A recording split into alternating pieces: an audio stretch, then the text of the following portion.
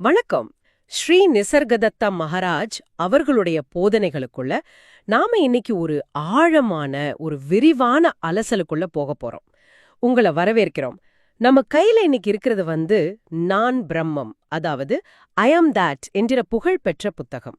இது மகாராஜுக்கும் அவரை தேடி வந்த பலருக்கும் நடுவுல நடந்த நேரடி உரையாடல்கள். வெறும் தத்துவமா இல்லாம ஒரு அனுபவ பகிர்வா இருக்குது. ஆமா, ஸ்ரீ நிசர்கதத்த மகாராஜ் நிஜமாவே ஒரு அசாதாரணமான ஞானி. 1897 ரொம்ப எளிமையான குடும்பத்துல பிறந்தவர். பாருங்க, முறையான படிப்பு கூட இல்ல. மும்பையில ஒரு சின்ன பீடி சுருட்டு கடை தான் நடத்திட்டு இருந்தாரு. அப்படியா? ஆனா அவரோட உள்ஞானம் அது பிரமிக்க வைக்கும். ஏழ்மையில பிறந்தாலும் அந்த அறிவுங்கிற செல்வம் அவர்கிட்ட அபரிமிதமா இருந்தது. வற்றாத செல்வம் அது. அந்த எளிமைதான் ஆச்சரியமா இருக்கு. சாதாரண வாழ்க்கை சூழல், ஆனா எவ்வளவு ஆழமான விஷயங்களை பேசியிருக்காரு. அவரோட ஆன்மீக ஆர்வம் சின்ன வயசுலே வந்துதா சொல்றாங்க இல்லையா, அப்பாவுடைய நண்பர் மூலமா. ஆமா, விஷ்ணு ஹரிபாபு கோரேன் ஒருத்தர் அவர் மூலமா கேட்டிருக்காரு. அப்புறம் முக்கியமா அவரோட குரு சித்தி ராமேஸ்வர் மகாராஜ். ஆமா, அவர் ஒரே ஒரு விஷயம்தான் சொன்னாரு, மீயே பரம்பொருள் அப்படின்னு. அதை அப்படியே வேதவாக்கா எடுத்துக்கிட்டார் மகாராஜ். அதுல முழு நம்பிக்கை வச்சு அதன்படி வாழ்ந்து எதுவெல்லாம் நான் இல்லேன்னு ஒதுக்க ஆரம்பிச்சு 1938 ஞானம் அடைஞ்சதா சொல்றாங்க. அந்த குருவோட வார்த்தை மேல அவ்ளோ நம்பிக்கை? ஆமா, ரொம்ப முக்கியமா பாத்தீங்கன்னா அவர் எந்த மதத்தையும் முன்னிறுத்தல, எந்த சித்தாந்தத்தையும் பெருசா பேசல. அவரோட ஒரே குறிக்கோள் என்னன்னா, மனுஷங்க அவங்க துன்பத்திலிருந்து விடுபடணும், அவங்களோட உண்மையான அந்த காலமற்ற இயல்ப, அந்த இருப்ப உணர வைக்கணும். அதுதான். சரி, அப்போ இந்த விரிவான அலசல்ல நாம என்ன பண்ண போறோம்னா, அவரோட சில முக்கிய கருத்துக்களை எடுத்து நீங்களும் நாங்களும் சேர்ந்து கொஞ்சம் ஆராய்ந்து பார்க்கலாம். நம்மளோட சுயத்தை பத்தின தேடலுக்கு இது ஒரு தூண்டுதலா இருக்கலாம். இது முழுமையான தொகுப்பு இல்ல, ஆனா ஒரு திறவுகோள்னு வச்சுக்கலாம். வாங்க உள்ள போவோம். மகாராஜோட மொத்த போதனையும் சுத்துறது எதுன்னா, அந்த நான் அப்படிங்கிற உணர்வு, இல்லனா நான் இருக்கிறேன் அப்படிங்கிற அந்த ஃபீலிங்.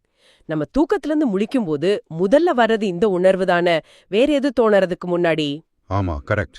இது எங்கிருந்து வருது, இதோட தன்மை என்ன, இததான் அவர் திரும்ப திரும்ப கேக்குறார். இதுதான் அவரோட விசாரணைக்கு அச்சாணி. ஆமா, சரியா சொன்னீங்க.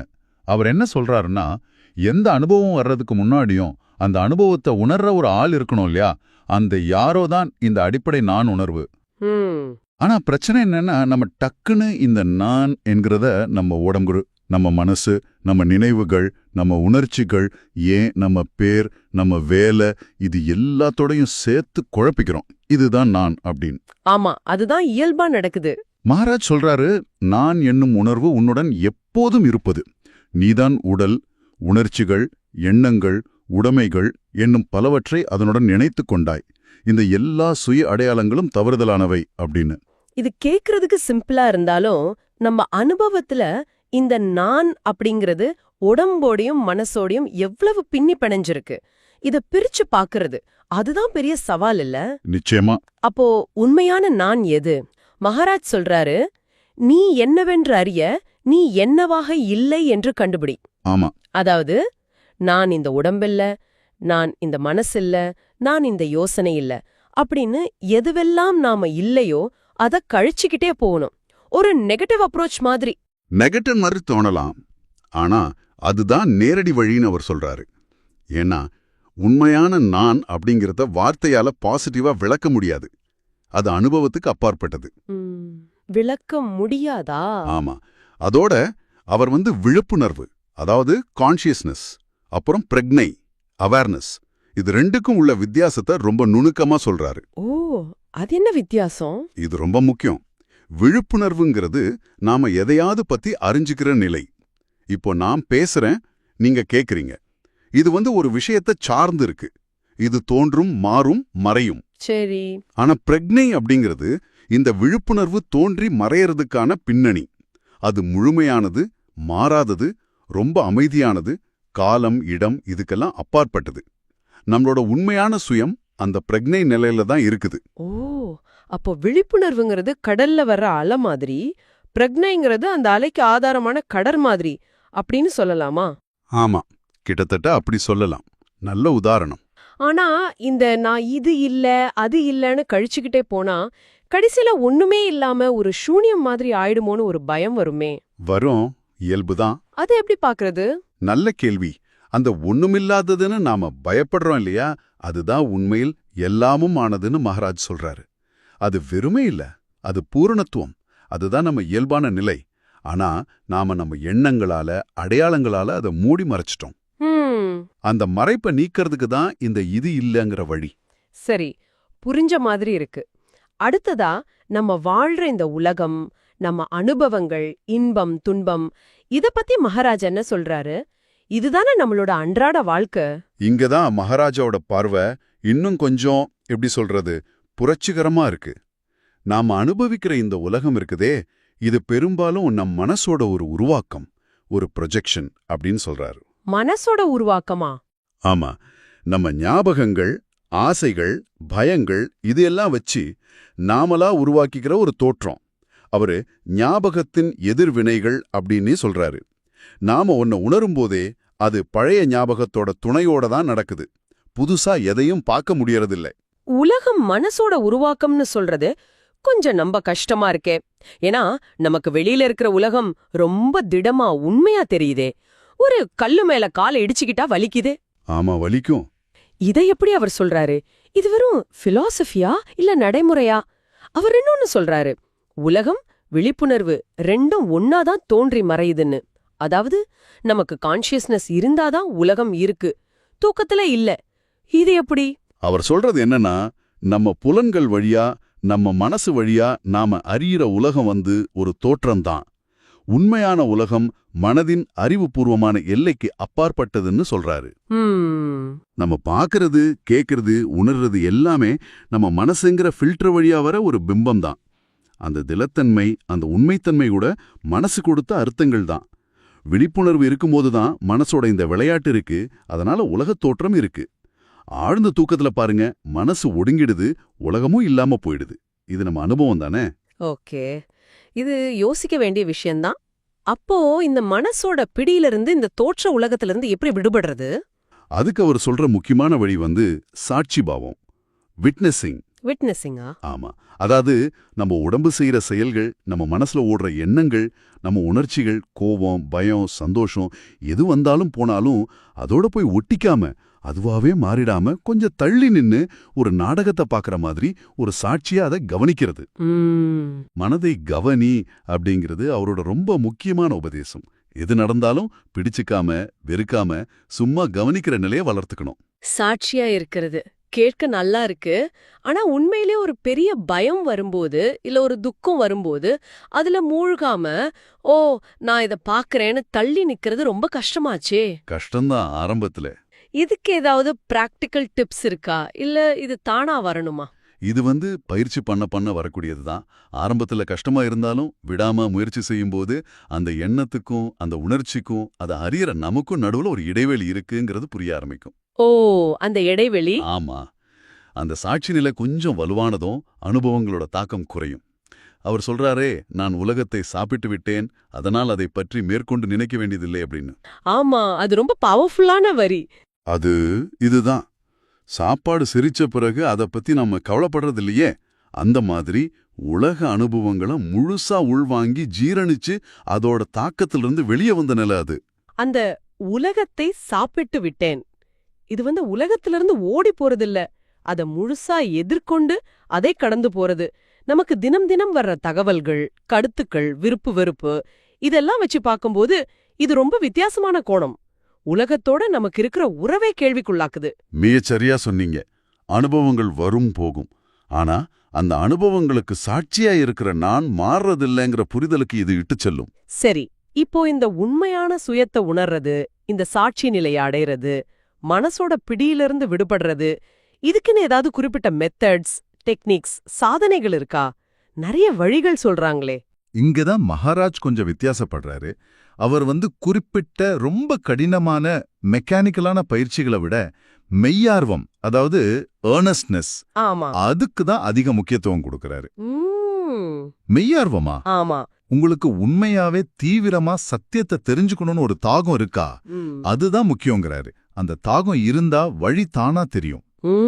அவரோட முக்கிய வழிகாட்டல் என்னன்னா, அந்த அடிப்படை நான் இருக்கிறேன் அப்படிங்கிற உணர்வு இருக்கே, ஆமா, அது மேலேயே முழு கவனத்தையும் திருப்பணும்.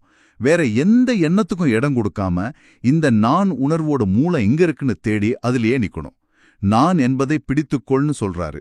இதுதான் ஹையஸ்ட் சாதனாங்கிறாரு. பயிற்சிகள் இல்ல ஆர்வம்தான் முக்கியம்னு சொல்றது ஒரு பக்கம் நல்லா இருக்கு. ஆனா இந்த நான் மேலேயே கவனம் செலுத்துறது எப்படிங்கிறது கொஞ்சம் எப்படி சொல்றது தெளிவா புரியலையே. இது தியானம் மாதிரி ஒரு இடத்துல உட்கார்ந்து செய்யணுமா இல்ல அன்றாட வாழ்க்கையில எப்படி? அவர் இத ஒரு குறிப்பிட்ட நேரத்து பயிற்சியானு மட்டும் சொல்லல. முடிஞ்ச வரைக்கும் நமக்கு நினைவு வரும்போதெல்லாம் அந்த நான் உணர்வுலேயே இருக்க சேஷ்ட பண்ணணும். மற்ற வேலைகள் செய்யும்போது கூட அந்த பின்னணியில நான் இருக்கிறேங்கிற உணர்வு ஓடிக்கிட்டே இருக்கலாம். ஓ, அவர் தன் சொந்த அனுபவத்தையே சொல்றாரு. அவரோட குரு சித்தி ராமேஸ்வர் மகாராஜ் சொன்னாரே, நீயே பரம்பொருள்னு. ஆமா, அந்த வார்த்தை அவர் முழுசா எந்த சந்தேகமும் இல்லாம நம்புனாராம். நான் என் குருவை நம்பும்படி ஆகிற்று, அவரை நம்பி அதன்படி நடந்தேன் அப்படின்னு சொல்றாரு. குரு மேல அவ்ளோ நம்பிக்கை? ஆமா, அந்த அசைக்க முடியாத நம்பிக்கை.